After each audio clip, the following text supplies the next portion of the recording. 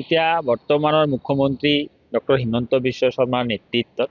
অকল যোগীঘোপা বা মেঘালয়ত নহয়, অল অসমতেই কয়লা চিণ্ডিকেট চলি আছে আৰু ইয়াতে দুজনমান মন্ত্ৰীৰ নিৰ্দেশত চলি আছে। বিশেষকৈ আমাৰ গোৱালপাৰাৰ মাজেৰে যিটো কয়লা আহে,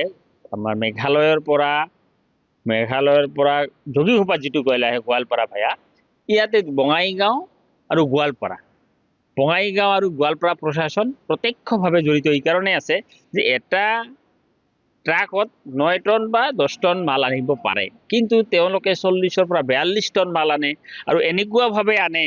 যে এতিয়া সেই ৰাস্তাৰে যদি আন গাড়ী যায়, দুৰ্ঘটনাৰ এনেকাই এটা পজিশ্যন থাকে য'ত আমি নিজকে হাতটো কি হৈ যায় যে আমি কেনেকে যাম এই ৰাস্তাটো পাৰ হৈ, ইমান অভাৰলোড আনে আৰু গাড়ীবিলাক এনেকা গতিত আহে, যি গতিত অহাৰ পিছত আমাৰ হয়তো জীৱনটো নাশ হৈ যায়। যাৰ কাৰণে মই কৈছো যে আচলতে CGST GST ডিপাৰ্টমেণ্টে অভাৰলোড আনাৰ ফলত তেওঁলোকে ধৰিব লাগে বা ট্ৰান্সপৰ্ট ডিপাৰ্টমেণ্টে ধৰিব লাগে, কিন্তু ট্ৰান্সপৰ্ট ডিপাৰ্টমেণ্টও শুই আছে, GST CGSTও শুই আছে, জিলা প্ৰশাসনো শুই আছে। যাৰ কাৰণ হ'ল